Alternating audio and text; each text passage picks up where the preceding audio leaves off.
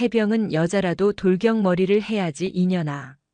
전 병력이 보는 앞에서 머리카락을 잘리는 치욕을 당한 여군 소령. 알고 보니 그녀의 진짜 정체는 부패한 군부대를 조사하러 온 비밀 감찰팀장이었던 통쾌한 참교육 이야기입니다. 영상 시청하시기 이전에 구독과 좋아요 부탁드립니다. 저희에게 큰 힘이 됩니다. 동해의 거친 파도가 갯바위를 때리는 소리가 연병장까지 희미하게 들려왔다. 대한민국 해병대, 그 중에서도 가장 강인하다는 자부심으로 똘똘 뭉친 포항의 백상아리 대대. 연병장의 도열한 수백 명의 해병들 머리 위로 뜨거운 여름 햇살이 가차없이 내리쬐고 있었다. 굳은 표정의 해병들 사이로 흐르는 땀방울만이 유일한 움직임처럼 보였다. 단상 위 대대장 황철두 중령의 쩌렁쩌렁한 목소리가 포항의 하늘을 갈랐다. 해병은 머리부터 발끝까지 그 정신까지 완벽한 해병이어야 한다. 어설픈 민간인 티를 벗어던지지 못한 자는 백상아리 대대의 일원이 될 자격이 없다. 알겠나? 악! 지축을 울리는 함성과 함께 해병들의 눈빛이 더욱 날카로워졌다. 황철두 중령. 그는 해병대 내에서도 호랑이로 소문난 인물이었다. 해병 정신을 입에 달고 살았으며 그가 말하는 정신이란 오와 열을 맞춘 각 군화에 묻은 먼지 한 톨 허용하지 않는 결벽 그리고 상급자의 명령에 대한 절대적인 복종을 의미했다. 그의 불호령 한 번에 대대 전체가 얼어붙었고 그의 눈밖에 나는 것은 곧 지옥을 의미했다. 황중령의 매서운 눈이 도열한 장병들을 훑었다. 그의 시선이 한 곳에 멈췄다. 대대 작전과장으로 전입 온 지 이제 갓 한 달이 되어가는 강지우 소령이었다. 강 소령은 꼿꼿한 자세로 서 있었다. 흐트러짐 없는 군복, 단정하게 묶어 올린 머리, 그리고 황중령의 광기 어린 시선에도 흔들림 없는 차분한 눈빛. 그녀는 해병 대사령부에서 직접 내려보낸 인재로 뛰어난 작전 수립 능력과 분석력으로 정평이 나 있었다.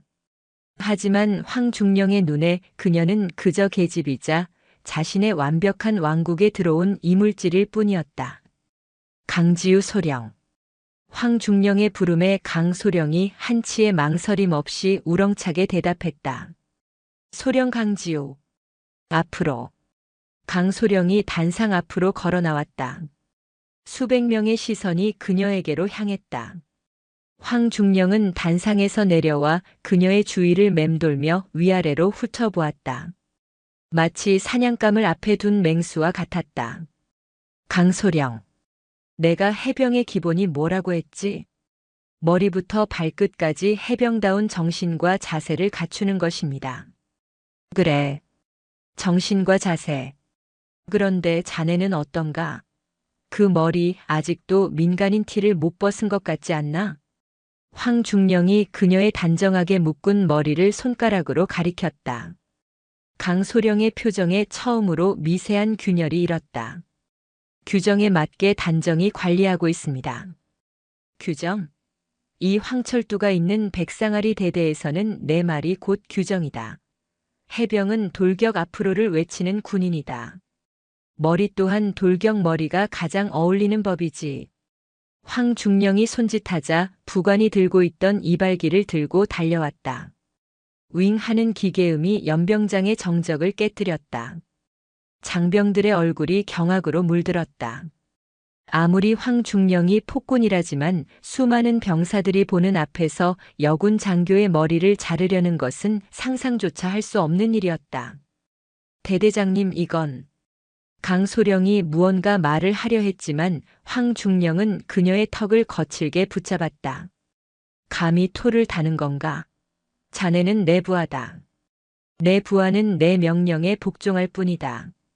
자네가 진정한 해병으로 거듭날 수 있도록 이 대대장이 직접 도와주지. 그는 이발기를 빼앗아 들고 직접 강소령의 머리로 가져갔다. 강소령은 입술을 굳게 깨물었다. 그녀의 눈동자 속에서 차가운 분노가 이글거렸다. 하지만 그녀는 저항하지 않았다. 그저 두 주먹을 피가 통하지 않을 만큼 세게 쥘 뿐이었다. 그래, 황철두. 마음껏 해봐. 내가 지금 무슨 짓을 하고 있는지 똑똑히 기억하게 될 테니까. 지잉으. 소름 끼치는 소리와 함께 그녀의 검고 긴 머리카락이 힘없이 잘려나가 뜨거운 연병장 바닥으로 떨어져 내렸다. 황중령은 만족스러운 미소를 지으며 거칠게 그녀의 머리를 밀어버렸다. 한쪽은 길고 한쪽은 짧은 흡사 모히칸 스타일처럼 기괴하고 우스꽝스러운 모습이 되어버렸다. 수백 명의 해병들은 숨을 죽였다. 차마 눈뜨고 볼 수 없는 광경에 고개를 숙이는 이도 있었고 분노와 무력감에 주먹을 떠는 이도 있었다. 하지만 누구 하나 감히 나서지 못했다. 황철두 중령은 이발기를 부관에게 던져주고 깎여나간 머리카락으로 엉망이 된 강지우 소령의 어깨를 두드리며 말했다. 이제야 좀 해병다워 보이는군. 앞으로도 그 정신 잊지 말도록. 알겠나? 알겠습니다. 강소령의 목소리는 갈라졌지만 눈빛만은 조금도 꺾이지 않았다. 그녀는 흩어진 자신의 머리카락과 그 위로 군림하듯 서 있는 황철두 그리고 침묵하는 수백 명의 방관자들을 차례로 눈에 담았다. 포항의 거친 바람이 그녀의 반쯤 잘려나간 머리를 흩날렸다. 그 바람 속에서 강지우는 다짐했다. 이 치욕과 모멸감 그리고 이 부대에 뿌리내린 거대한 악을 반드시 자신의 손으로 뿌리 뽑겠다고. 그날 저녁 장교 숙소의 작은 거울 앞에 선 강지우는 자신의 모습을 묵묵히 바라보았다. 한쪽은 두피가 보일 정도로 짧게 밀려 있었고 다른 한쪽은 어깨에 채 닿지 못하는 길이로 뭉텅 달려나간 머리는 처참하기 그지없었다. 낮의 치욕이 다시금 떠올랐지만 그녀의 눈에는 눈물 대신 차가운 불꽃이 타오르고 있었다. 그녀는 익숙하게 욕실로 들어가 나머지 머리카락을 마저 잘라냈다. 서툰 가위질로 머리카락을 정리하고 이발기로 남은 부분을 조심스럽게 밀었다. 군인답게 아주 짧은 스포츠 스타일로. 이제 거울 속에는 우스꽝스러운 모습의 여자가 아닌 결연한 의지를 품은 한 명의 군인만이 서 있었다. 샤워를 마친 그녀는 방 안의 모든 불을 끄고 특수 제작된 소형 통신 장비를 꺼내 들었다. 보안이 유지되는 비공식 라인이었다. 몇 번의 신호음 끝에 중후한 목소리가 들려왔다. 강소령 상황은? 해병 대사령부 감찰실장 이준혁 준장의 목소리였다. 실장님 접니다. 황철두 중령 드디어 미끼를 물었습니다. 자네 머리 말인가? 보고받았네. 괜찮은가? 이준혁 준장의 목소리에는 안타까움이 묻어났다. 강지우는 잠시 눈을 감았다. 연병장의 뜨거운 햇살과 윙윙거리던 이발기 소리, 그리고 자신을 향해 쏟아지던 수많은 눈동자들이 스쳐 지나갔다. 괜찮지 않습니다. 하지만 필요한 과정이었습니다. 이제 그는 저를 완전히 얕보고 자신의 통제하에 들어온 무력한 여군 장교 정도로 생각할 겁니다. 덕분에 감시의 눈을 피해서 움직이기는 훨씬 수월해질 겁니다. 자네의 그 강단은 알아줘야겠군. 그래, 예상대로 황철두는 보통 인물이 아니었어. 보통이 아닙니다. 그는 이곳을 자신의 왕국으로 만들었습니다. 병사들을 사적인 노역에 동원하는 것은 물론 군수물자를 빼돌려 사적인 이득을 취하고 있다는 정황이 뚜렷합니다. 오늘 일은 그의 광기와 오만함이 어느 정도인지를 보여주는 상징적인 사건일 뿐입니다. 백상아리 대대는 수년 전부터 비리 제보가 끊이지 않는 곳이었다. 하지만 황철두 중령의 교묘한 일처리와 부대 내부의 굳건히 자리 잡은 침묵의 카르텔 때문에 번번이 감찰은 실패로 돌아갔다. 결국 감찰실은 특단의 조치를 내렸다. 가장 뛰어난 요원인 강지우 소령을 작전과장으로 위장 전입시켜 내부에서부터 증거를 수집해 무너뜨리는 작전을 세운 것이다. 필요한 지원이 있다면 언제든 말하게. 자네 혼자 감당하기엔 너무 위험한 상대야. 아닙니다. 지금은 조용히 움직여야 합니다. 황철두의 주변에는 그의 손과 발이 되어 움직이는 신복들이 있습니다. 대대 주임원사 박원상, 그리고 군수과장 김철규 대위. 이 두 사람이 핵심입니다. 우선 이들의 움직임부터 파악하겠습니다. 알겠네. 몸 조심하게. 자네는 해병대의 자존심일세. 명심하겠습니다. 통신 종료합니다. 통신을 마친 강지우는 다시 어둠 속에서 생각에 잠겼다. 황철두가 빼돌리는 군수물자. 가장 흔하고 쉽게 현금화할 수 있는 것은 유류였다. 훈련을 위해 배정된 막대한 양의 경유를 허위 서류로 빼돌려 외부 업자에게 팔아넘기는 수법. 그녀는 대대에 전입 온 첫날부터 군수과에서 관리하는 모든 유류 수불 대장과 차량 운행 일지를 남몰래 독사해 두었다. 그녀는 책상 스탠드를 켜고 낮에 있었던 모욕감은 잠시 잊은 채 서류 뭉치를 펼쳤다. 공식적인 훈련 기록과 차량 운행 일지에 적힌 주행거리, 그리고 그에 따른 유류 소모량, 그리고 실제 유류고에 보관된 재고량. 퍼즐 조각을 맞추듯 숫자를 대조해 나가던 그녀의 눈이 가늘어졌다. 역시나 서류상으로는 완벽했다. 하지만 그녀는 이 대대의 실제 훈련 스케줄을 꿰고 있었다. 서류에 기록된 야외 기동 훈련 중 상당수가 실제로는 실행되지 않았거나 축소되어 진행되었다는 사실을 알고 있었다. 특히 악천후를 핑계로 취소된 훈련들이 많았지만 유류는 정상적으로 소모된 것으로 처리되어 있었다. 사라진 기름. 그 양은 개인이 착복했다고 보기에는 너무나도 막대했다. 이 정도 양이라면 혼자서는 절대 불가능해. 외부 조력자가 반드시 있다. 그녀는 창밖을 내다보았다. 칠흑 같은 어둠이 내린 군부대 너머로 포항 시내의 불빛이 아스라이 보였다. 저 불빛 어딘가에 황철두와 손을 잡고 군대의 피를 빨아먹는 거머리들이 숨쉬고 있을 것이다. 다음 날 아침 짧게 깎은 머리로 식당에 나타난 강지우 소령을 보고 모두가 수군거렸다. 동정의 눈빛 혹은 조롱의 눈빛. 그녀는 아무렇지 않은 척 꼿꼿한 자세로 식판을 들고 자리에 앉았다. 그때 황철두 중령이 그녀의 맞은편에 보란듯이 앉았다. 오, 강소령. 아주 보기 좋구만. 진작 그렇게 잘났어야지. 역시 해병은 머리가 짧아야 기압이 들어 보인다니까. 황 중령은 만족스러운 듯 웃으며 말했다. 강지우는 묵묵히 밥을 씹을 뿐 대꾸하지 않았다. 그녀의 침묵을 굴복으로 해석한 황 중령은 더욱 기고만장해졌다. 앞으로도 내 말 잘 듣고 잘 따라오면 어려운 일 없을 거야. 알았나? 예, 알겠습니다. 강지우는 순종적인 태도를 보였다. 그녀의 연기에 황철두는 완전히 방심한 듯 보였다. 그는 강지우를 더 이상 위협적인 존재로 여기지 않았다.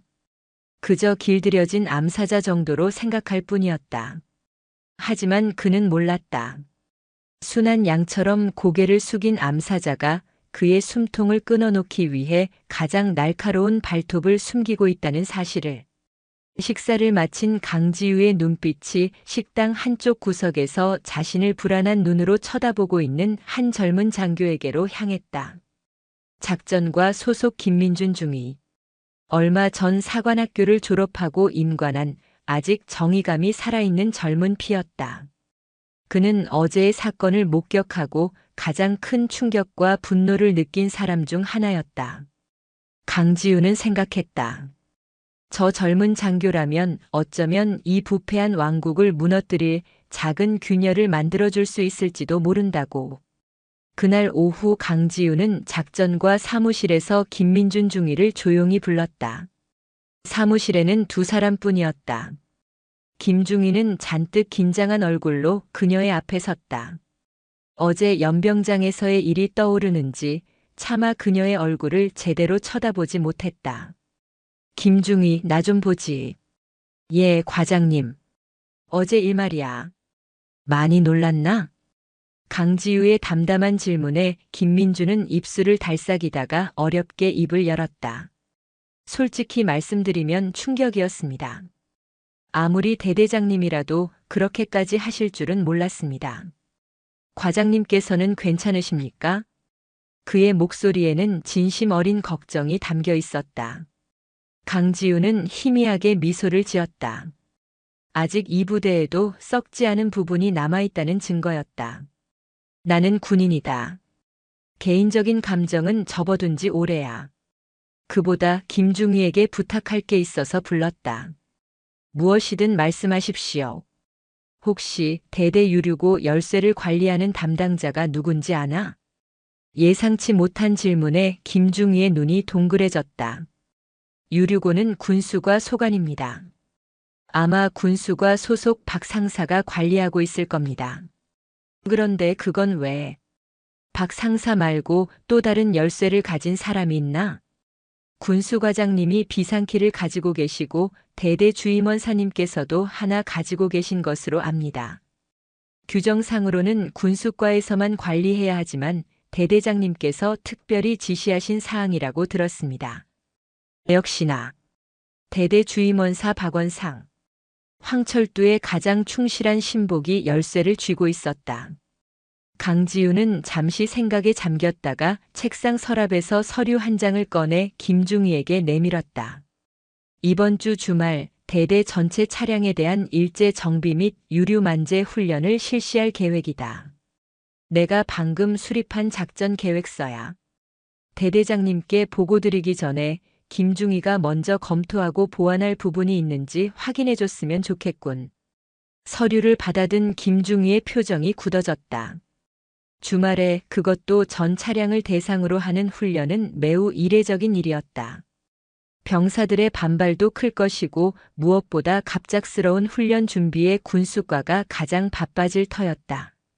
과장님, 이렇게 갑자기. 대대장님께서 항상 강조하시는 것이 전투 준비 태세 아닌가.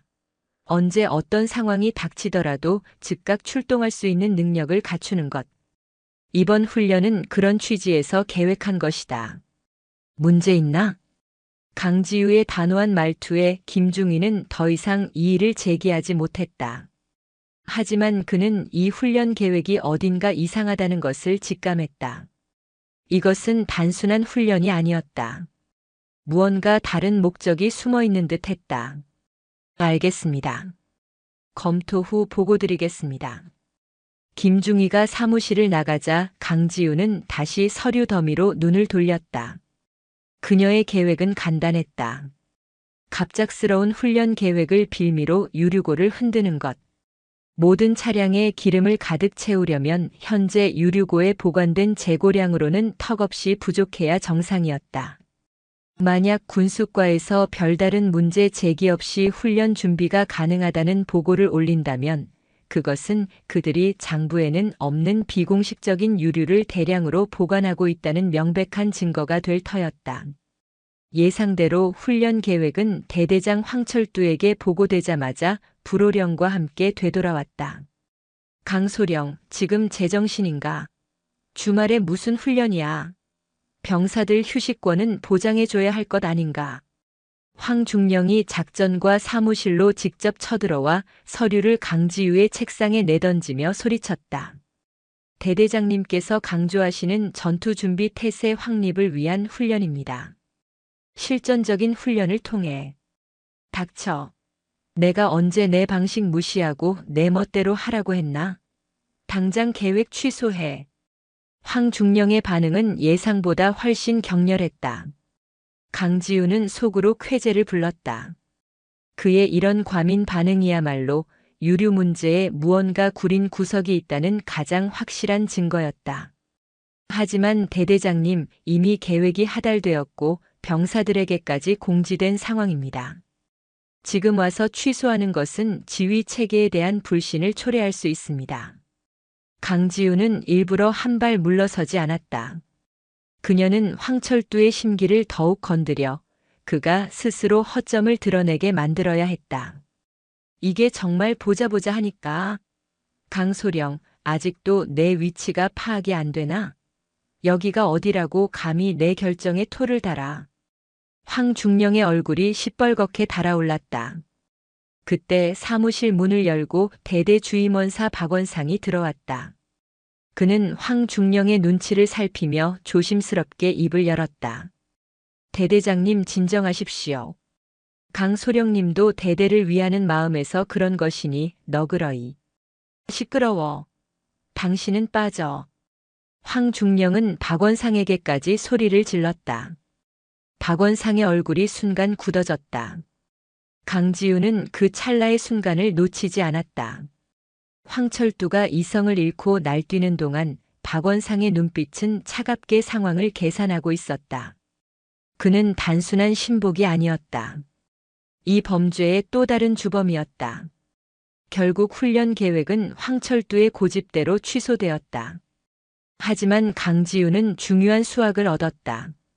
황철두와 박원상이 유류라는 단어에 병적으로 반응한다는 사실을 확인한 것이다.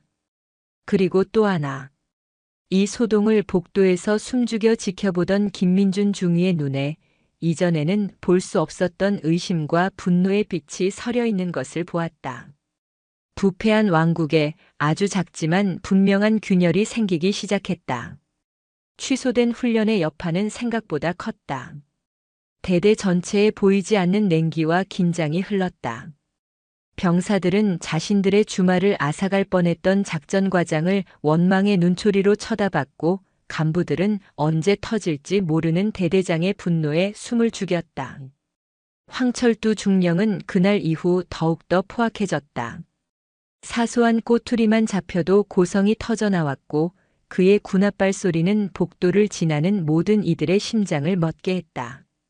그는 자신의 왕국에 감히 도전했던 강지우를 굴복시켰다는 사실에 취해 있었지만 동시에 자신의 약점이 노출되었을지도 모른다는 막연한 불안감에 휩싸여 있었다. 강지우는 이 모든 분위기를 묵묵히 견뎌냈다. 그녀는 일부러 황중령의 눈에 띌 때마다 죄인처럼 고개를 숙였고 업무 보고 시에는 그의 심기를 거스르지 않기 위해 극도로 조심스러운 태도를 보였다. 그녀의 이런 모습은 황중령의 의심을 점차 무마시켰다.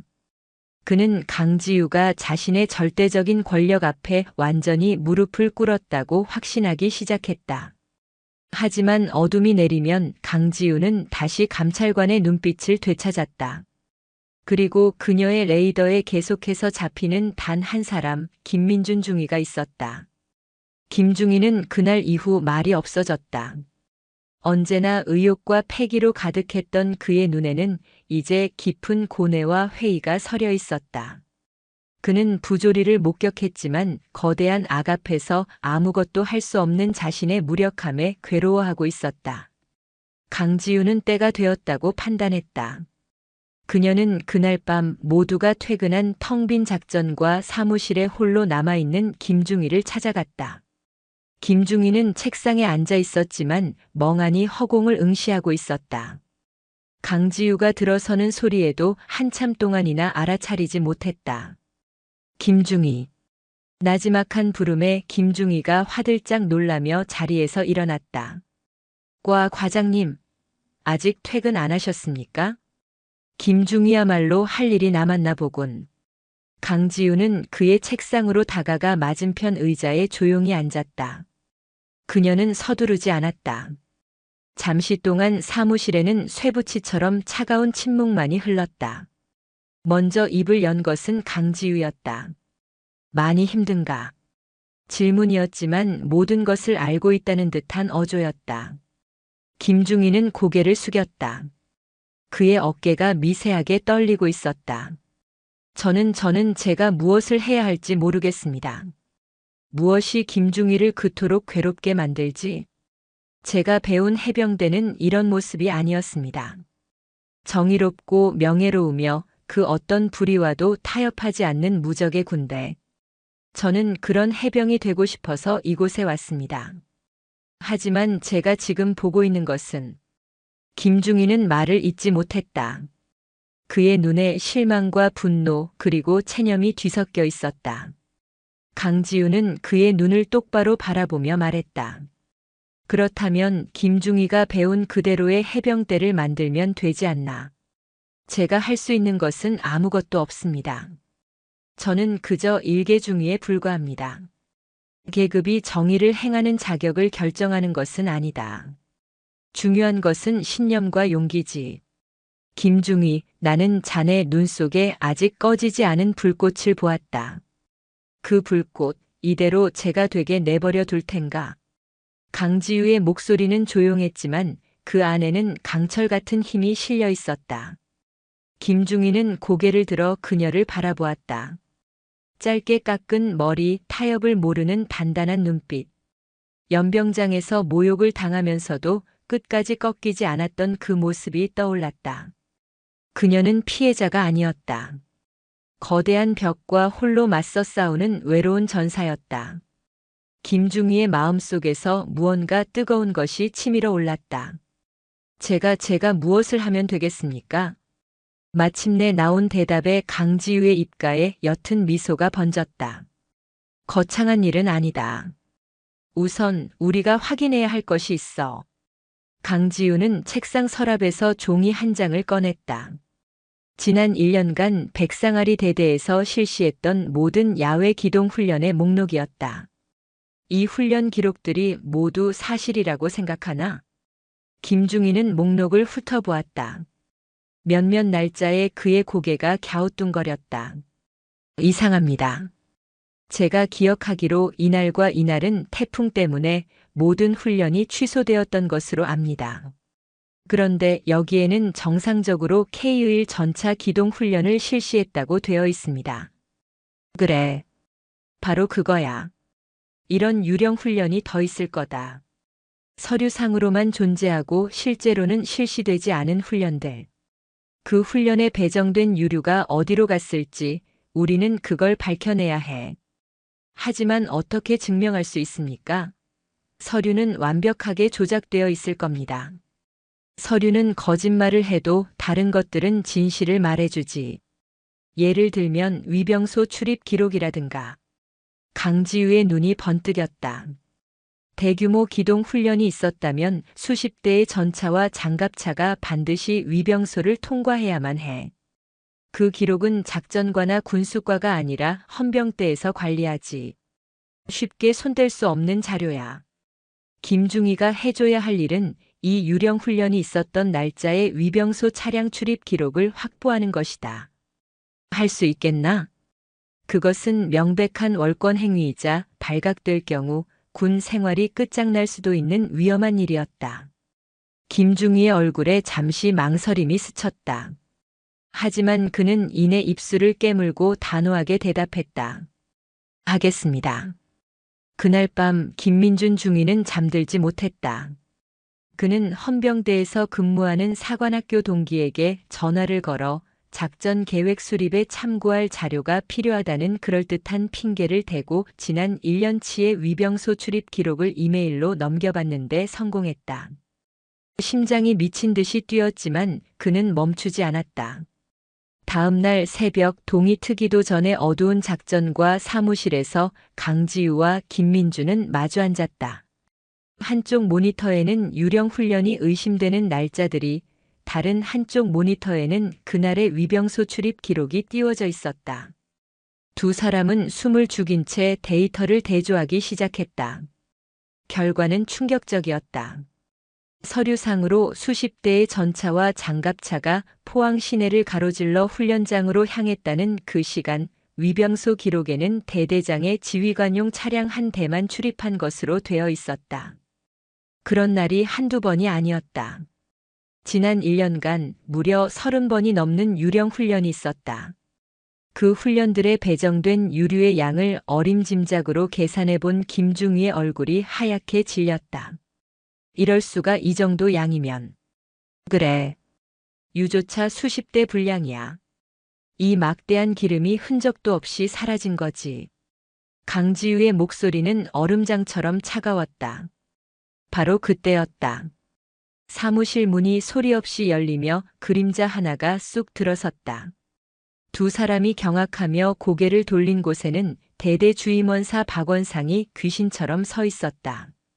그의 능글맞은 얼굴에는 평소와 다른 싸늘한 미소가 걸려 있었다. 두 분, 이른 아침부터 아주 학구적인 토론을 하고 계시는군요. 혹시 저도 좀 끼어도 되겠습니까? 박원상의 시선은 두 개의 모니터를 정확히 꿰뚫고 있었다. 김민준 중위의 심장이 바닥으로 곤두박질 쳤다. 모든 것이 끝났다고 생각했다. 하지만 강지우는 태연했다. 그녀는 천천히 자리에서 일어나 박원상을 마주보며 말했다. 주임원사님 마침 잘 오셨습니다. 과거 훈련 데이터를 분석하다 보니 서류와 실제 상황이 맞지 않는 부분이 많아서 검토 중이었습니다.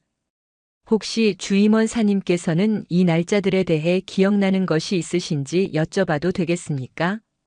그녀는 조금도 당황하지 않고 오히려 그에게 정면으로 질문을 던졌다. 박원상의 눈이 가늘어졌다. 그는 강지우와 김민준 그리고 모니터 화면을 차례로 훑어보더니 이내 능글맞은 미소를 되찾으며 말했다. 아이고 소령님. 그런 건 왜 굳이 들춰보십니까? 다 대대를 효율적으로 운영하다 보니 생기는 사소한 오차 아니겠습니까? 너무 빡빡하게 굴면 아랫사람들만 피곤해집니다. 그것은 명백한 경고이자 협박이었다. 더 이상 파고들지 말라는. 박원상이 돌아간 후 김민주는 다리가 풀려 의자에 주저앉았다. 과장님, 이제 어떡합니까? 들킨 것 같습니다. 아니, 오히려 잘 됐어. 강지우의 눈은 오히려 전보다 더욱 강렬하게 타오르고 있었다. 이제 저들은 우리를 경계하고 감시하겠지. 하지만 동시에 자신들의 범죄를 숨기기 위해 더욱더 분주하게 움직일 거다. 그리고 움직임이 많아지면 반드시 꼬리를 밟히게 되어 있어. 김중희, 진짜 전쟁은 지금부터 시작이야. 박원상에게 발각된 이후 보이지 않는 압박이 강지우와 김민준을 옥죄기 시작했다. 대대 주임원사는 노골적으로 작전과를 감시했다. 그는 수시로 사무실을 드나들며 두 사람의 일거수일투족을 지켜봤고 다른 간부들을 시켜 그들의 동향을 보고하게 했다. 황철두 중령 역시 강지우를 대하는 태도가 미묘하게 달라졌다. 겉으로는 여전히 그녀를 무시했지만 그 눈빛 속에는 날카로운 경계심이 숨어 있었다. 그들은 강지우가 무언가 파헤치고 있다는 것을 눈치챘지만 그녀가 감찰관이라는 사실까지는 상상도 못한 채 그저 분수 모르고 날뛰는 여군 정도로 취급하며 올가맬 틈을 찾고 있었다. 강지우는 이런 상황을 역이용하기로 했다. 그녀는 일부러 서류 작업에만 몰두하는 모습을 보이며 그들을 안심시켰다. 김민준 중위에게도 눈에 띄는 행동을 삼가고 평소처럼 업무에만 집중하라고 지시했다. 적들이 자신들을 감시하는 동안 그녀는 수면 아래에서 더욱 깊고 은밀하게 움직여야 했다. 그녀의 머릿속에는 한 가지 의문이 떠나지 않았다. 사라진 기름은 어디로 갔는가? 부대 내에서 흔적도 없이 사라진 막대한 양의 경유. 그것은 반드시 외부로 유출되었을 터였다. 그리고 그 과정에는 외부 조력자가 필수적이었다. 유령 훈련이 있었던 날짜들을 다시 한번 분석하던 강지우는 한 가지 공통점을 발견했다. 대부분 금요일 늦은 밤이나 연휴 직전처럼 부대 전체의 경계가 다소 느슨해지는 시점에 집중되어 있었다. 이것은 우연이 아니었다. 정기적으로 기름을 빼돌리는 날짜가 정해져 있는 거야. 그리고 그 통로는 정문이 아닐 가능성이 높아. 백상아리 대대는 포항의 해안선을 따라 길게 자리 잡고 있었다. 정문 외에도 보급이나 비상 상황을 위해 만들어진 여러 개의 후문과 통문이 있었다. 그 중에서도 제3보급 통문은 부대 가장 외곽, 인적이 드문 해안 절벽 근처에 위치해 있었다. 평소에는 굳게 닫혀 있고 사용하는 빈도가 극히 낮아 병사들 사이에서는 유령의 문이라고 불리는 곳이었다. 강지우의 직감이 그곳을 가리키고 있었다. 문제는 어떻게 그곳을 확인할 것인가였다. 박원상의 감시가 삼엄한 상황에서 부대 외곽을 정찰하는 것은 자살 행위나 다름없었다. 그녀에게는 완벽한 명분이 필요했다. 며칠을 고민하던 그녀의 눈에 낡은 부대 통신선 배치도가 들어왔다. 제3보급 통문 근처를 지나는 통신선 하나가 지도 위에 희미하게 표시되어 있었다. 며칠 후 대대 전체에 통신 장애가 발생했다. 작전과에서 사용하는 내부 통신망 일부가 갑자기 불통이 된 것이다. 원인을 파악하던 통신소대장은 제3보급 통문 근처에 낡은 케이블에 문제가 생긴 것 같다고 보고했다. 황철두는 작전과 업무에 차질이 생겼다는 말에 불같이 화를 내며 당장 수리하라고 윽박질렀다. 오늘 안으로 복구 못하면 통신소대 전체를 연병장 뺑뺑이 돌릴 줄 알아. 이 모든 것은 강지우가 계획한 일이었다. 그녀는 통신장교 시절의 경험을 살려 누구도 눈치채지 못하게 작전과로 들어오는 특정 회선에 교란을 일으켰다. 그리고 수리 작업을 지휘해야 한다는 명분으로 자연스럽게 현장으로 나갈 기회를 만들었다.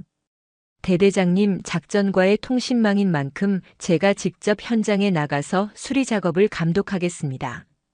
황철두는 못마땅한 표정을 지었지만 딱히 반대할 명분이 없었기에 고개만 끄덕였다. 강지우는 통신소대원 몇 명을 이끌고 문제의 장소로 향했다. 제3보급 통문은 생각보다 더 외지고 음산한 곳이었다. 바닷바람에 사가 붉게 녹슨 철문은 금방이라도 부서져 내릴 듯 했고 주위에는 사람의 발길이 끊긴 지 오래된 것처럼 잡초만 무성했다. 여기서부터 저쪽 전봇대까지 케이블 상태를 전부 확인해.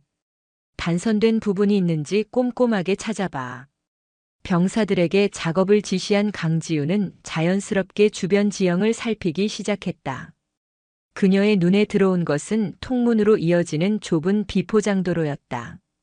그런데 이상했다. 거의 사용하지 않는 길이라고 하기에는 흙 위에 선명한 타이어 자국이 남아 있었다. 그것도 일반 차량이 아닌 대형 트럭에서나 볼 수 있는 폭이 넓고 깊은 바퀴 자국이었다. 그녀는 병사들의 눈을 피해 조심스럽게 타이어 자국을 따라갔다. 자국은 통문 바로 앞에서 끊겨 있었다. 그리고 그 주변 땅에서는 희미하지만 역한 기름 냄새가 코를 찔렀다. 누군가 이곳에서 기름을 흘린 것이 분명했다. 그때였다. 과장님, 여기서 뭐 하십니까? 등 뒤에서 들려오는 목소리에 강지우의 심장이 철렁 내려앉았다. 돌아본 곳에는 어느새 다가왔는지 박원상 주임원사가 팔짱을 낀 채 그녀를 내려다보고 있었다. 아, 주임원사님. 통신선 상태를 확인하던 중이었습니다. 이쪽 라인이 유독 낡아서요. 강지우는 아무렇지 않은 척 대답하며 발로 타이어 자국을 슬쩍 가렸다. 하지만 박원상의 눈은 속일 수 없었다. 그의 시선은 강지우의 발밑과 주변 땅을 끈질기게 훑고 있었다. 일개 통신선 수리하는데 작전 과장님께서 직접 행차하시니 우리 통신병들이 아주 든든하겠습니다. 그런데 여긴 어떻게 아시고? 통신 배치도를 보고 왔습니다. 문제가 생긴 지점이 이 근처라고 나와서요. 그러십니까? 하긴 우리 강 소령님은 모르는 게 없으시니. 뼈가 있는 말이었다. 두 사람 사이에 차가운 신경전이 흘렀다. 박원상은 더 이상 아무것도 묻지 않았지만 그의 눈은 내가 뭘 하려는지 다 안다고 말하고 있었다. 그는 한참 동안이나 강지우의 얼굴을 뚫어져라 쳐다보다가 이내 헛기침을 하며 돌아섰다. 술이나 빨리 끝내시죠. 대대장님 기다리십니다. 박원상이 사라진 후에도 강지우는 한동안 그 자리에 서 있었다. 등줄기에서는 식은땀이 흘렀다. 하지만 그녀는 엄청난 수확을 거두었다. 범죄의 현장을 특정했고 박원상의 과민한 반응을 통해 자신의 추측이 맞았다는 확신을 얻었다. 그날 밤 강지우는 자신의 숙소에서 다시 한번 감찰실장에게 비밀 통신을 연결했다. 실장님, 유출 통로를 찾았습니다. 제3보급 통문입니다. 그리고 외부 조력자로 의심되는 단서를 확보했습니다. 그녀는 낮에 보았던 타이어 자국의 폭과 패턴을 정확하게 기억해냈고 그것을 그림으로 그려 전송했다.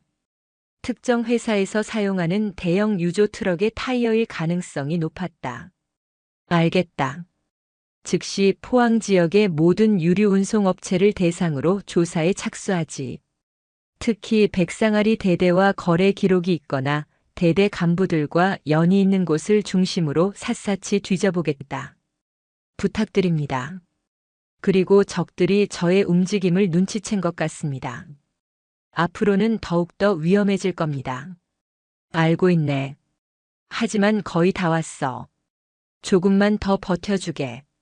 이번에는 반드시 저 동해의 검은 고래를 잡아야 하니까. 동해의 검은 고래. 감찰실에서 황철두 중령에게 붙인 암호명이었다.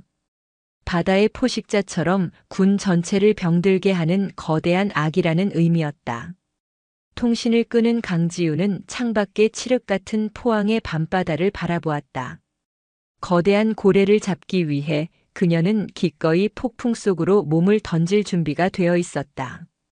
감찰본부의 외부 조사가 시작되면서 황철두와 박원상은 눈에 띄게 초조해졌다. 최근 포항 지역의 유류업체들을 대상으로 세무조사가 강화되고 해병대 헌병대까지 협조하여 조사가 진행된다는 소문이 돌자 그들의 불안감은 극에 달했다.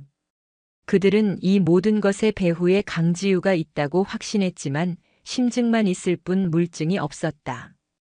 그들은 강지우의 숨통을 끊어놓을 결정적인 증거를 찾거나 혹은 그녀를 제거할 방법을 찾기 위해 혈안이 되어 있었다. 강지우는 이 기회를 놓치지 않았다. 적들이 외부의 위협에 정신이 팔린 지금이야말로 내부의 심장부를 찌를 절호의 기회였다. 그녀의 목표는 단 하나, 황철두와 그 일당이 범죄의 내역을 기록해 두었을 비밀 장부였다. 디지털 데이터는 얼마든지 삭제하고 조작할 수 있지만 오랜 시간 동안 복잡한 거래를 해왔다면 반드시 그들만이 아는 아날로그 방식의 기록을 남겨두었을 것이라는 게 그녀의 판단이었다. 문제는 그 장부가 어디에 있느냐였다. 대대장실, 주임원사실, 군수과 사무실. 모두 용의선상에 있었지만 동시에 가장 경계가 삼엄한 곳이기도 했다. 그녀에게는 그들의 시선을 완벽하게 다른 곳으로 돌릴 미끼가 필요했다. 강지우는 다시 김민준 중위를 불렀다. 이전보다 훨씬 더 단단하고 결의에 찬 눈빛을 하고 있는 김중위에게 그녀는 조용히 말했다. 김중위, 자네에게 아주 위험한 임무를 맡겨야겠다. 무엇이든 말씀만 하십시오. 내가 신호를 주면 군수과 사무실의 전산 시스템에 일시적인 오류를 만들어낼 수 있겠나? 예를 들면 모든 컴퓨터가 갑자기 재부팅되거나 네트워크가 잠시 마비되는 것처럼. 군수과장과 박원상 주임원사가 모두 그곳으로 달려가게 만들 정도의 소동이면 좋겠군. 김중희는 잠시 망설였다. 그것은 명백한 군사 기밀 침해 및 시스템 파괴 행위였다. 하지만 그는 이내 고개를 끄덕였다. 제가 통신 장교와 친분이 있습니다. 잠시 동안의 과부하를 유도하는 정도라면 가능할 것 같습니다. 좋아. 내가 사무실을 비우고 군수가 쪽으로 향하면 그걸 신호로 알고 즉시 실행해. 시간은 10분. 그 안에 모든 것을 끝내야 한다. 다음 날 오후 강지우는 작전 계획 보고를 핑계로 대대장실로 향했다. 그녀가 복도를 지나 군수과 사무실 앞을 지날 때쯤 안에서 다급한 고함 소리가 터져 나왔다. 이거 왜 이래? 컴퓨터가 전부 먹통이야. 서버가 다운된 것 같습니다. 곧이어 박원상 주임원사가 헐레벌떡 자신의 사무실에서 뛰쳐나와 군수과로 향했다. 김민준 중위가 계획대로 일을 시작한 것이다. 강지우는 아무것도 모른다는 듯이 걸음을 옮겨 대대장실 문을 노크했다. 하지만 그녀의 진짜 목표는 대대장실이 아니었다. 그녀는 황철두의 시선을 자신에게 묶어두는 동안 비어있을 박원상의 사무실을 노리고 있었다. 보고를 받는 내내 황철두는 안절부절 못했다. 그의 신경은 온통 군수과에 쏠려 있었다. 강지우는 일부러 사소한 것까지 장황하게 설명하며 시간을 끌었다. 5분이 지났을 때 그녀는 결정적인 한마디를 던졌다. 그런데 대대장님, 최근 군수과 유류 재고 보고서에 이상한 점이 있는 것 같습니다. 제가 잠시 확인해 봐도 되겠습니까? 뭐? 무슨 이상한 점? 황철두의 얼굴이 굳어졌다. 그 순간 그의 허점이 드러났다. 강지우는 그 틈을 놓치지 않고 말했다. 자세한 내용은 주임원사님께서 따로 관리하시는 자료를 봐야 알 것 같습니다. 혹시 제가 주임원사님 사무실에 가서 해당 자료만 잠시. 안 돼. 황철두가 자기도 모르게 고함을 질렀다. 그 반응으로 모든 것이 확실해졌다. 비밀 장부는 박원상의 사무실에 있었다. 내가 직접 확인해 보겠다. 강소령은 이만 나가봐. 황철두는 강지우를 쫓아내듯 내보내고 황급히 어디론가 전화를 걸기 시작했다. 대대장실에서 나온 강지우는 복도에서 기다리고 있던 김중희와 눈을 마주쳤다. 그녀는 고개를 미세하게 끄덕였다. 작전 변경. 목표는 박원상의 사무실이다. 김중희는 곧바로 통신장교에게 연락해 군수과 시스템을 정상으로 복구시켰다. 갑작스러운 소동이 정리되자 박원상과 군수과장은 안도의 한숨을 내쉬며 긴장이 풀렸다. 바로 그 순간을 노려 강지우는 박원상의 사무실로 그림자처럼 스며들었다. 사무실 내부는 평범했다. 가지런히 정돈된 책상, 각종 표창장과 기념사진이 걸린 벽. 하지만 강지우의 눈은 달랐다. 그녀는 동물의 감각으로 공간을 훑었다. 그리고 그녀의 시선이 낡은 철제 캐비닛 아래 바닥에 낡은 장판 한 구석에 멈췄다. 다른 곳과 달리 유독 그 부분만 미세하게 달아있고 작은 흠집이 나 있었다. 그녀는 망설임 없이 장판을 뜯어냈다. 그 아래에는 시멘트 바닥이 아니라 나무로 된 작은 덮개가 있었다. 덮개를 열자 먼지 쌓인 공간 속에 낡은 자물쇠로 잠긴 작은 철제 상자가 모습을 드러냈다. 판도라의 상자였다.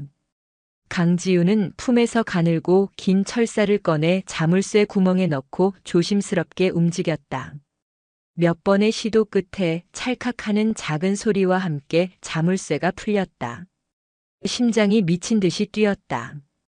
그녀가 상자를 열자 그 안에는 낡은 노트 여러 권이 빼곡히 들어차 있었다.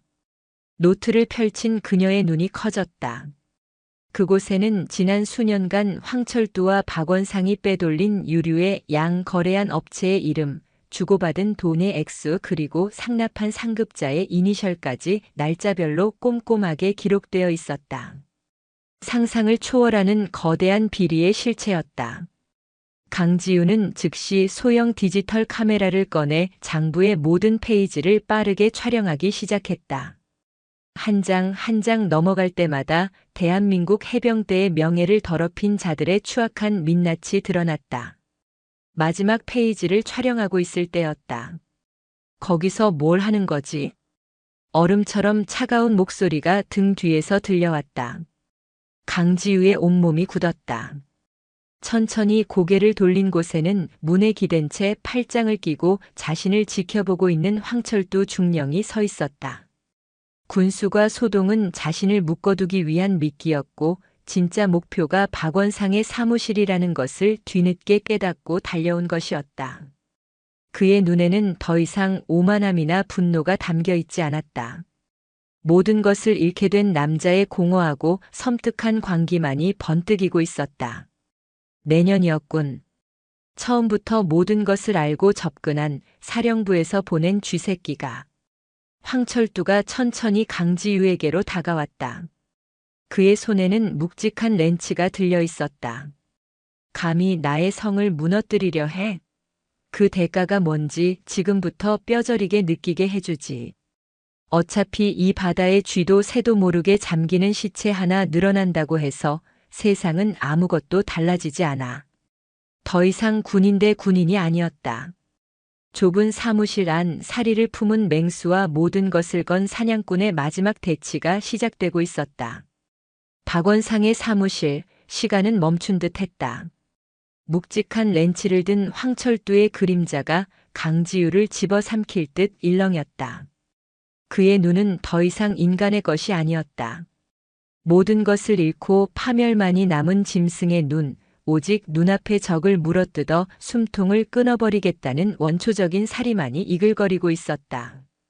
공기는 쇳가루 냄새와 피 냄새가 뒤섞인 듯 비릿했다. 내년 하나만 사라지면 돼. 아주 간단한 일이지. 황철두가 나지막이 읊조리며 첫 발을 내디뎠다. 그가 움직이는 순간 강지우의 몸은 기계처럼 반응했다. 그녀는 망설임 없이 손에 들고 있던 묵직한 철제 상자를 그의 발목을 향해 힘껏 내던졌다.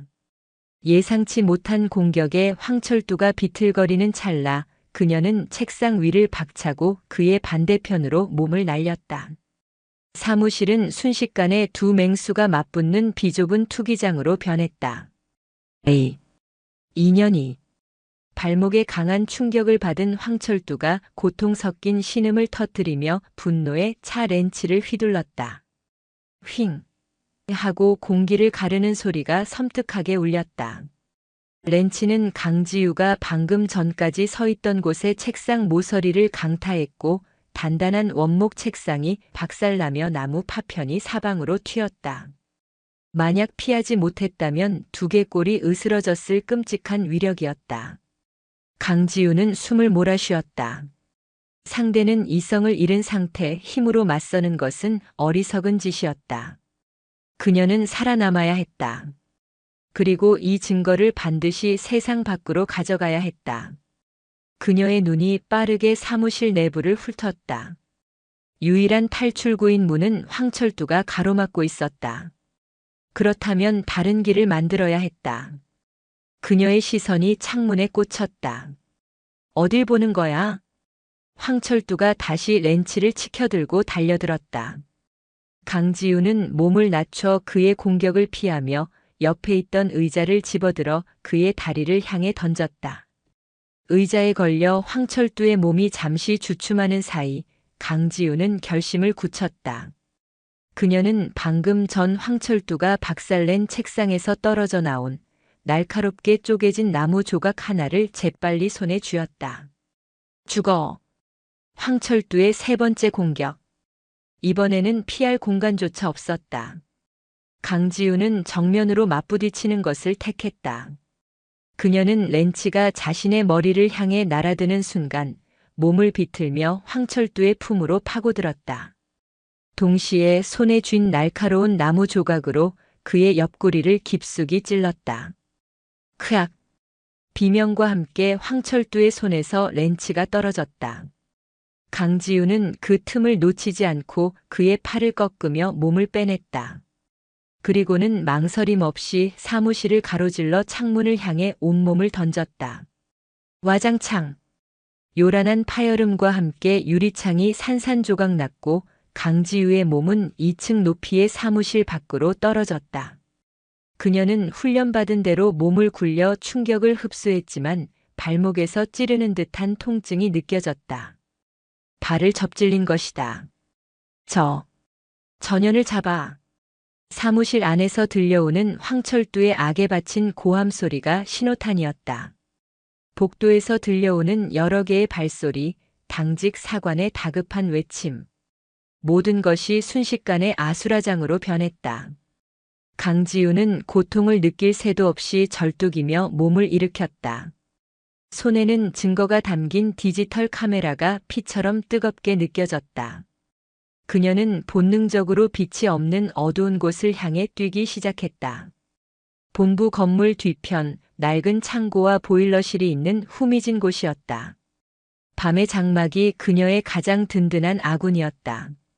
그녀가 낡은 창고 뒤편에 몸을 숨기는 순간 본부 건물 전체에 요란한 경보음이 울려 퍼지기 시작했다. 침입자 발생! 침입자 발생! 전 병력은 즉시 비상 소집. 황철두가 내린 명령일 것이다. 그는 강지우를 침입자로 둔갑시켜 대대 전체를 자신의 사냥개로 만들 작정이었다. 이제 이 부대 안에서 그녀는 보호받지 못하는 이방인이자 모두의 적이었다. 한편 본부 건물 밖에서 이 모든 상황을 지켜보던 김민준 중위의 얼굴은 사색이 되어 있었다. 군수가 시스템을 복구하고 초조하게 결과를 기다리던 그는 창문이 깨지는 소리와 함께 이어진 경보음에 심장이 멎는 듯했다. 그리고 잠시 후 건물에서 뛰쳐나오는 강지우 소령과 그녀를 쫓는 살기등등한 병력들을 보고 모든 상황을 파악했다. 일이 틀어졌다. 최악의 상황이 벌어진 것이다. 어떻게 하지? 내가 지금 뭘 해야 하지? 머릿속이 하얗게 비어버렸다. 이대로 숨어 있으면 자신은 안전할지도 모른다.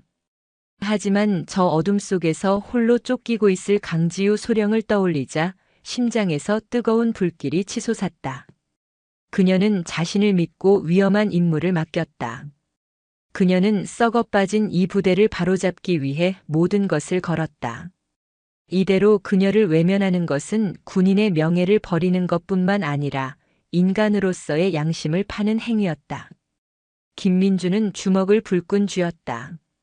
그는 결심했다. 그 역시 돌아올 수 없는 강을 건너기로. 그는 미친 듯이 뛰기 시작했다. 그의 목적지는 본부 건물이 아니었다. 정반대 방향에 있는 대대 탄약고였다. 그는 탄약고로 달려가 근처에 있는 화재 경보기를 망설임 없이 주먹으로 내리쳐 박살냈다. 우웅우. 본부 건물의 침입자 경보음과는 차원이 다른 훨씬 더 위급하고 날카로운 화재 비상벨이 포항의 밤하늘을 찢었다. 탄약고 화재 발생. 탄약고 화재 발생. 이건 실제 상황이다. 전 병력은 즉시 탄약고로 집결. 모든 병사들의 최우선 순위는 탄약고 방어였다. 강지우를 쫓던 병력들마저 우왕좌왕하기 시작했다. 황철두와 박원상의 고함 소리가 들렸지만 한 번 터진 혼란은 쉽게 수습되지 않았다. 전부 속지 마. 전연 잡는 게 우선이야. 하지만 이미 병사들의 관심은 온통 탄약고로 쏠려 있었다. 김민준 중위가 만들어낸 단 몇 분의 혼란. 그것은 어둠 속에 숨어있던 강지우에게 한 줄기 빛과 같은 시간이었다. 그녀는 절뚝이는 다리를 이끌고 다시 움직이기 시작했다. 그녀의 눈은 부대에서 가장 높은 곳, 마치 등대처럼 우뚝 솟아있는 통신탑을 향하고 있었다. 저곳에 가야만 했다. 저곳에서 이 지옥 같은 현실을 끝낼 신호를 보낼 수 있었다. 부대 전체가 용암처럼 들끓었다. 탄약고의 화재 경보는 모든 절차와 규율을 마비시켰다. 병사들은 화재 진압을 위해 뛰어다녔고 간부들은 상황을 파악하려 고함을 질렀다. 이 거대한 혼돈의 소용돌이는 황철두의 통제력을 앗아갔다. 그는 침입자를 잡으라고 외쳤지만 그의 목소리는 거대한 굉음에 묻혀 희미한 메아리가 될 뿐이었다. 강지우는 이 기회를 놓치지 않았다. 그녀는 절뚝이는 다리의 고통을 잊은 채 통신탑을 향해 어둠을 타고 움직였다. 그녀는 더 이상 정식 작전 과장이 아니었다. 적진에 고립된 특수부대 요원처럼 지형과 지물을 이용해 자신의 흔적을 지우며 나아갔다. 훈련소 시절 뇌리에 박히도록 외웠던 부대 지도가 머릿속에 완벽하게 펼쳐졌다. 차량 정비소의 폐유 드럼통 뒤에 몸을 숨겼다가 보급 창고들 사이의 좁은 틈으로 빠져나갔다. 그녀의 온몸은 흙먼지와 기름때로 뒤범벅이 되었지만 눈빛만은 칼날처럼 번뜩였다. 통신탑은 부대 중앙 사방이 탁 트인 개활지에 있었다. 접근하는 것 자체가 도박이었다. 게다가 그곳은 부대의 신경망이 모인 심장부. 당연히 경계도 가장 삼엄할 터였다. 아니나 다를까 통신탑 주변에는 탄약고의 소동에도 흔들리지 않은 헌병들이 철통 같은 경계 태세를 유지하고 있었다. 정면 돌파는 불가능해. 다른 길이 있을 텐데. 강지우는 통신탑 아래에 위치한 통신 제어실 건물을 주시했다. 모든 통신 케이블은 지하 공동구를 통해 저 건물로 모인다. 그렇다면 그녀는 시선을 땅으로 옮겼다. 건물 주변에 흩어져 있는 여러 개의 맨홀 뚜껑이 눈에 들어왔다. 그녀는 가장 은밀한 곳에 위치한 맨홀로 접근했다. 삐걱거리는 무거운 쇠 뚜껑을 들어 올리자 축축하고 곰팡내 나는 지하의 공기가 훅 끼쳐왔다. 망설일 시간이 없었다. 그녀는 좁은 구멍 아래로 몸을 던져 넣었다. 지하 공동구는 거미줄처럼 복잡했다.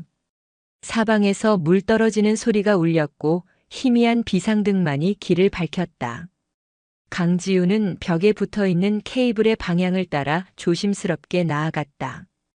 좁고 어두운 공간 속에서 발목의 통증이 몇 배는 더 심하게 느껴졌지만 그녀는 이를 악물고 전진했다. 한편 김민준 중위는 헌병들에게 붙잡혀 있었다. 탄약고 화재 경보가 오작동이었으며 경보기를 파손한 범인이 김중이라는 사실이 금방 밝혀졌기 때문이었다. 박원상 주임원사가 직접 그의 멱살을 틀어쥐고 본부 건물로 끌고 왔다. 이 새끼, 내 놈이 강지우 그년이랑 한패였구나. 바른대로 불어. 그년 어디로 갔어? 박원상의 주먹이 김민준의 얼굴에 날아들었다. 입가에서 비릿한 피맛이 느껴졌지만 김민준은 비웃음을 날릴 뿐이었다. 내가 아는 강지우 소령님은 당신들 같은 구더기들이 감히 그년이라고 부를 수 있는 분이 아니다. 이게 아직도 정신을 못 차렸네. 박원상이 다시 주먹을 치켜드는 순간 옆에 있던 황철두가 그를 제지했다. 황철두는 분노를 억누르며 이전과는 다른 차갑고 계산적인 목소리로 물었다. 강소령의 목적지가 어디지? 말해라. 말하면 정상 참작을 고려해보지. 목적지? 당신들의 추악한 왕국을 끝장낼 곳이겠지. 김민주는 조금도 굴하지 않았다. 그의 눈빛을 본 황철두는 더 이상 회유가 불가능하다는 것을 깨달았다. 그는 잠시 눈을 감고 생각에 잠겼다. 통신, 외부와의 연락. 설마. 그의 뇌리를 스치는 섬광과 함께 그는 버럭 소리를 질렀다. 통신탑이다. 전 병력 지금 당장 통신탑으로. 그 순간 지하 공동구를 통과한 강지우는 마침내 통신 제어실 바로 아래에 도착했다. 그녀는 수직 사다리를 타고 올라가 마지막 맨홀 뚜껑을 밀어 올렸다. 다행히 제어실 내부의 창고와 연결되어 있었다. 그녀는 어둠 속에서 조용히 빠져나와 첨단 장비들이 가득한 중앙 통제실로 향했다. 당직 근무를 서던 통신병 한 명이 헤드셋을 쓴 채 모니터에 집중하고 있었다. 강지우는 그의 등 뒤로 소리 없이 다가가 목의 급소를 가격해 순식간에 기절시켰다. 그녀는 통신병을 구석에 누이고 재빨리 주 통신 콘솔 앞에 앉았다. 그리고 품속에서 조심스럽게 꺼낸 것은 감찰실에서 지급받은 특수 보안 USB였다. 그것을 콘솔에 꽂자 화면에 암호화된 인터페이스가 나타났다. 그녀는 디지털 카메라를 연결하고 촬영된 장부 사진 파일들을 전송하기 시작했다. 화면에는 전송 진행률을 나타내는 파란 막대가 천천히, 아주 천천히 차오르고 있었다. 10%, 20%. 시간이 영원처럼 느껴졌다. 바로 그때였다. 통신탑 외부에서 수십 개의 서치라이트가 한꺼번에 켜지며 건물을 대낮처럼 밝혔다. 확성기를 통해 황철두의 목소리가 지옥의 부름처럼 울려 퍼졌다. 강지우 소령. 내가 거기 있는 거 다 안다. 지금 당장 항복하지 않으면 적법한 절차에 따라 사살하겠다. 전속률은 이제 60%를 넘어서고 있었다. 건물 밖에서는 수십 명의 군합발 소리와 함께 육중한 문을 부수려는 시도가 시작되었다. 쾅, 쾅, 쾅. 금속 문이 비명을 질렀다. 조금만 더. 제발. 강지우는 기도하는 심정으로 모니터를 지켜보았다. 85%, 95%. 쾅. 마침내 문이 부서지는 굉음과 함께 박원상이 이끄는 헌병들이 통제실 안으로 들이닥쳤다. 찾았다 2년. 박원상이 그녀를 향해 달려드는 순간 모니터 화면에 전송 완료라는 녹색 글자가 선명하게 떠올랐다. 임무 완수. 강지우는 모든 힘이 빠져나가는 것을 느끼며 희미하게 미소를 지었다. 그녀의 미소를 본 박원상은 무언가 잘못되었음을 직감하고 더욱더 악에 받쳐 달려들었다. 수많은 총구가 그녀를 향했다. 강철의 등대 위에서 그녀는 마침내 폭풍을 뚫고 신호를 보내는 데 성공했다. 이제 곧 거대한 파도가 이 썩어 빠진 섬을 덮칠 것이었다. 강지우는 저항하지 않았다. 임무를 완수한 사냥개의 눈에는 더 이상 투지가 아닌 평온함이 깃들어 있었다. 헌병들은 그녀를 거칠게 결박하고 바닥에 내동댕이 쳐진 디지털 카메라를 회수했다. 박원상은 카메라를 집어들고 액정을 확인하더니 이내 안도의 한숨을 내쉬었다. 다행히 아직 여기 있군. 이제 모든 게 끝났어. 그는 강지우를 발로 툭 차며 비웃었다. 잠시 후 황철두가 굳은 얼굴로 통제실에 들어섰다. 그는 차갑게 식은 눈으로 강지우를 내려다보았다. 모든 것을 잃을 뻔했던 위기에서 벗어났지만 그의 얼굴에는 승리자의 여유 대신 살얼음판 같은 긴장감만이 감돌았다. 끌고 가. 대대 영창에 쳐넣어. 누구도 접근하지 못하게 철저히 감시해. 황철두의 명령에 강지우는 짐짝처럼 끌려나갔다. 그녀가 끌려나가면서 황철두와 눈이 마주쳤다. 그녀의 눈은 이렇게 말하고 있었다. 넌 이미 끝났어. 그 눈빛에 황철두는 자신도 모르게 소름이 돋는 것을 느꼈다. 대대 영창 차갑고 축축한 시멘트 바닥에 던져진 강지우는 지친 몸을 뉘었다. 발목의 통증과 온몸의 타박상이 욱신거렸지만 마음은 이상할 정도로 고요했다. 할 수 있는 모든 것을 다했다. 이제 남은 것은 하늘의 뜻을 기다리는 것뿐. 같은 시각 대한민국 해병대사령부 감찰실. 이준혁 준장의 사무실은 전쟁터를 방불케 했다. 막 수신된 암호 파일을 해독한 감찰 요원들의 얼굴은 경악과 분노로 일그러져 있었다. 실장님 파일이 열렸습니다. 이준혁 준장은 떨리는 손으로 모니터를 넘겨받았다. 화면에 떠오른 것은 황철두의 비밀 장부를 촬영한 수백 장의 사진 파일들이었다.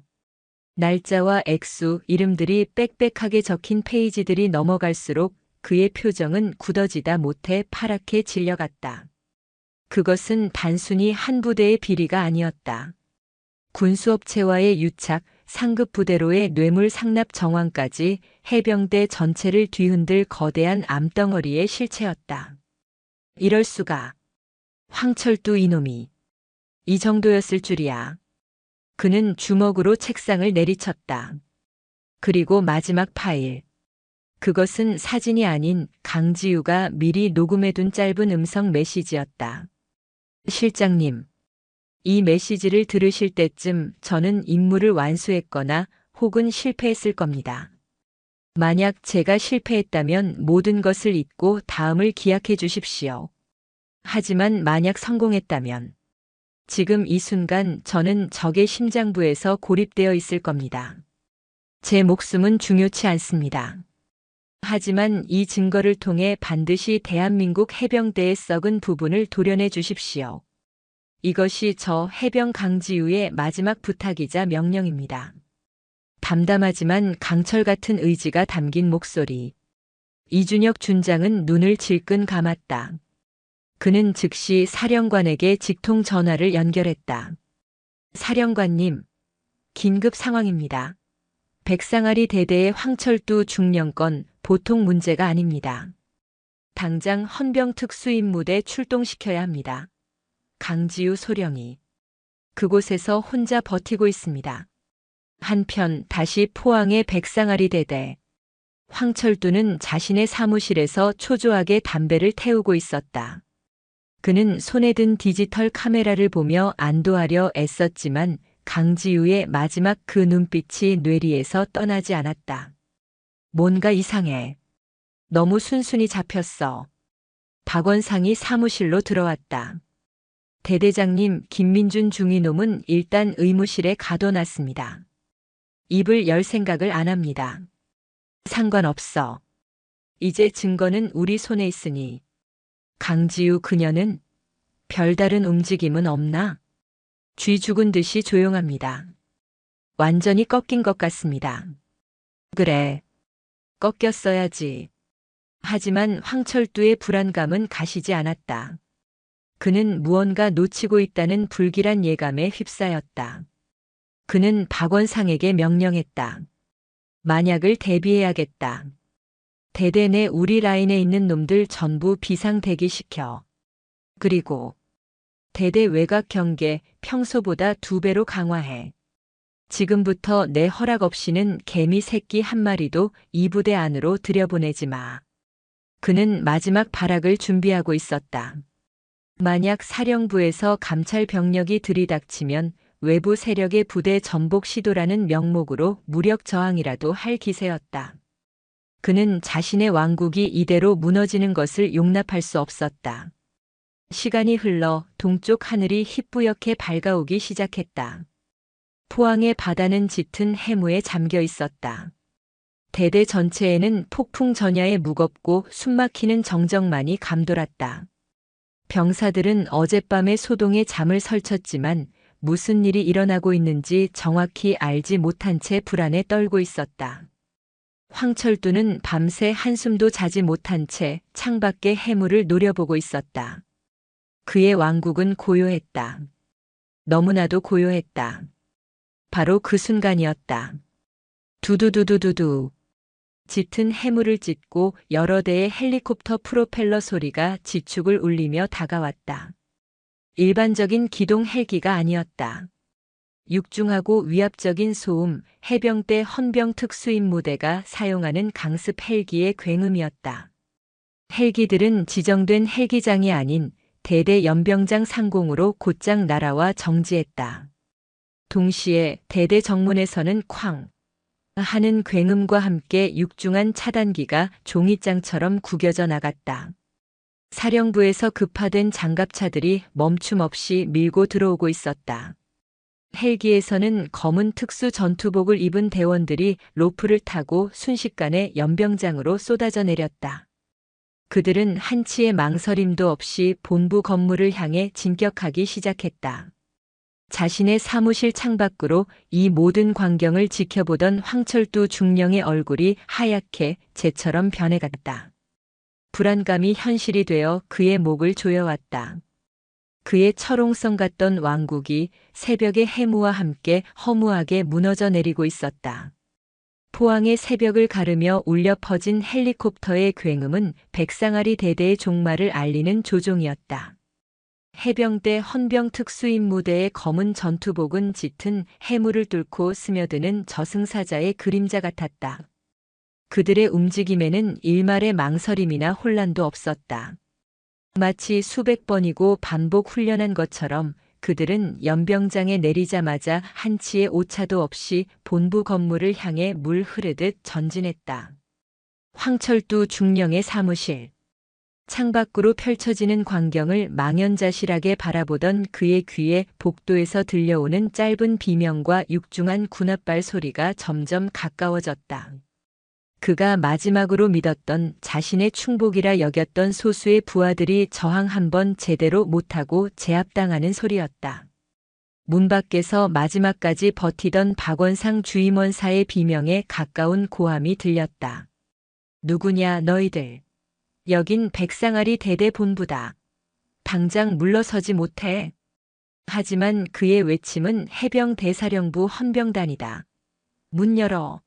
라는 더 위압적인 고함에 짓밟혔다. 이윽고 쾅 하는 파열음과 함께 중령의 사무실을 지키던 마지막 보루였던 육중한 문이 종이장처럼 뜯겨져 나갔다. 문이 열린 곳으로 칠흑 같은 전투복을 입은 특수임무대 대원들이 섬광처럼 쏟아져 들어왔다. 그들의 총구는 정확하고 냉정하게 황철두를 향했다. 황철두는 순간적으로 책상 서랍에 넣어둔 권총으로 손을 뻗으려 했다. 마지막 발악, 어리석은 저항이라도 해보려던 찰나였다. 움직이면 쏜다. 얼음장 같은 경고와 함께 그의 이마에 차가운 레이저 포인트가 맺혔다. 그는 모든 것을 포기한 채 의자에 주저앉았다. 그의 눈에 들어온 것은 특임대원들 사이를 뚫고 들어오는 한 명의 장교였다. 해병대사령부 감찰실장 이준혁 준장. 그의 계급장이 주는 위압감보다 그의 눈에 담긴 경멸과 분노가 황철두의 심장을 얼어붙게 만들었다. 이준혁 준장은 황철두의 책상 앞으로 다가와 싸늘하게 입을 열었다. 황철두 중령. 네. 한때 포항 하늘을 호령하던 그의 목소리는 힘없이 갈라져 나왔다. 대한민국 해병대의 명예를 더럽히고 국가의 재산을 갈취하며 부하 장병들을 기만한 죄. 해병대사령관님의 명령에 따라 지금 이 시간부로 그대의 직위를 해제한다. 또한 군무 이탈 및 초병 상해, 특수 횡령, 직권 남용, 부하 상해 및 가혹행위의 혐의로 그대를 긴급 체포한다. 이준혁 준장의 선고가 끝나기 무섭게 대원들이 다가와 황철두의 양팔을 뒤로 꺾었다. 철컥하고 수갑이 채워지는 소리가 사무실의 정적을 갈랐다. 그 소리는 한 남자가 쌓아 올린 부패한 왕국의 기둥이 무너져 내리는 소리였다. 황철두는 아무 말도 하지 못했다. 그저 이준혁 준장이 자신의 책상 위에 놓인 해병대 최우수 지휘관 명패를 들어 차가운 눈으로 바라보다가 쓰레기통에 쳐넣는 모습을 멍하니 지켜볼 뿐이었다. 이준혁 준장의 첫 번째 명령은 체포가 아니었다. 강지우 소령과 김민준 중위는 어디에 있나? 당장 위치를 확보해.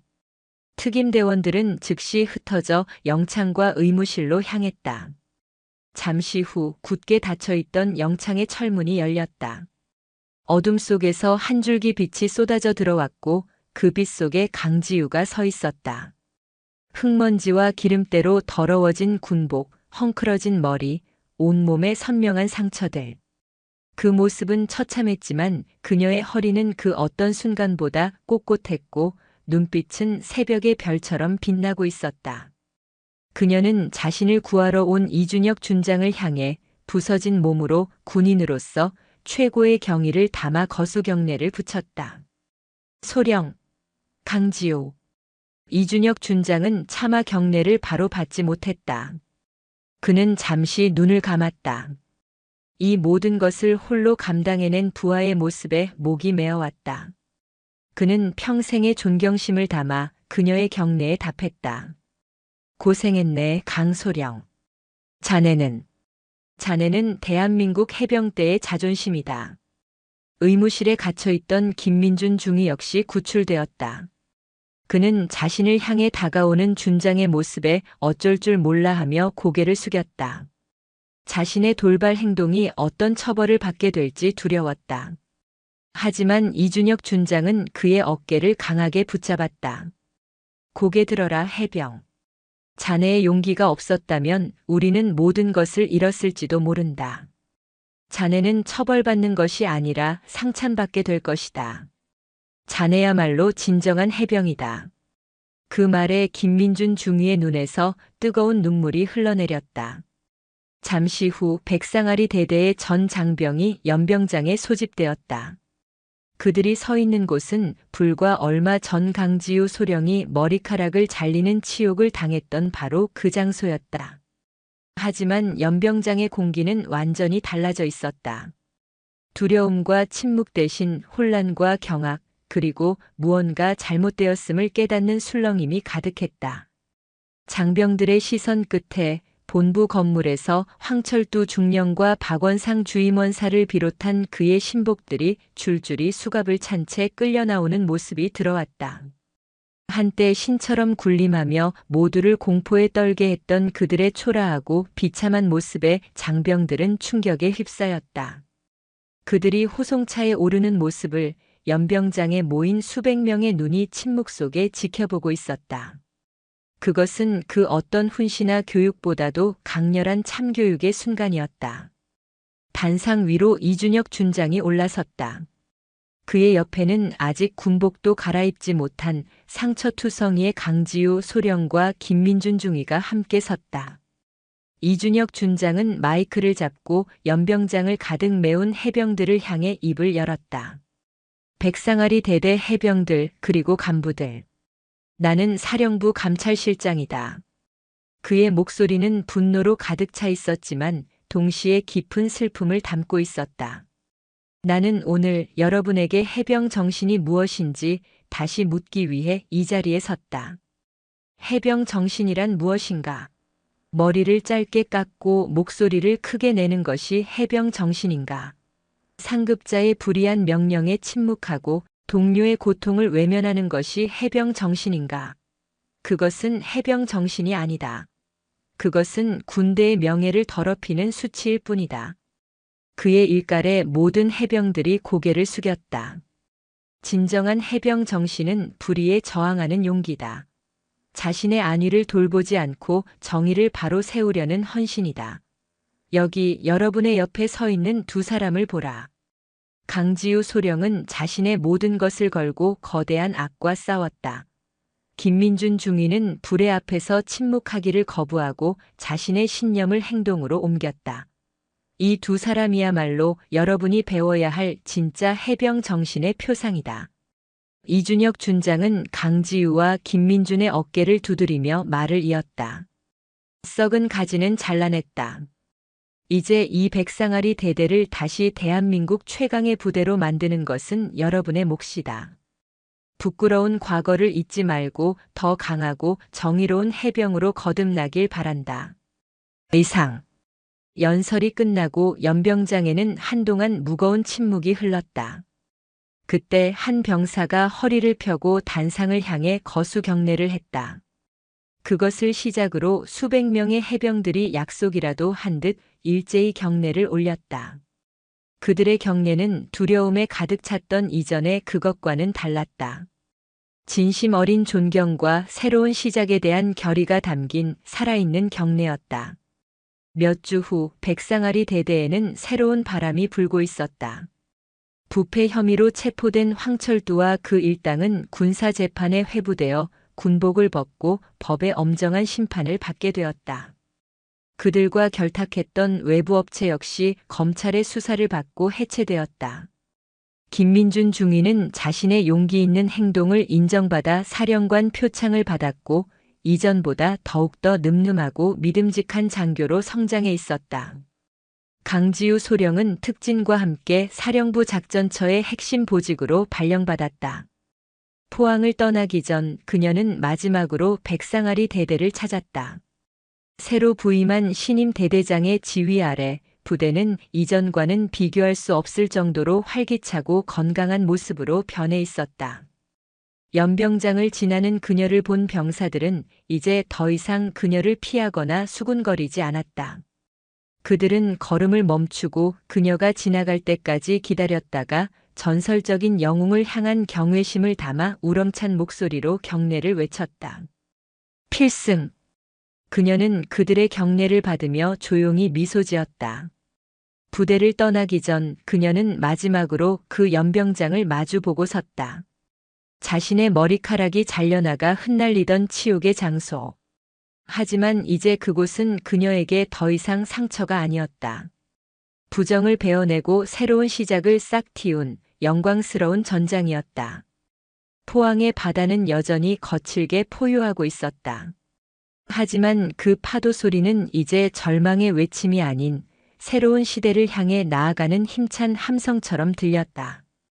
짧은 머리카락을 스치는 상쾌한 바닷바람을 맞으며 강지우는 생각했다. 이 바다와 이 땅을 지키는 한 자신은 영원한 해병일 것이라고. 그리고 진정한 해병 정신이 살아 숨쉬는 한 대한민국 해병대는 결코 무너지지 않을 것이라고. 그녀는 조용히 뒤돌아 새로운 전장을 향해 힘찬 발걸음을 내디뎠다. 영상이 유익하셨다면 구독과 좋아요, 댓글까지 부탁드리겠습니다.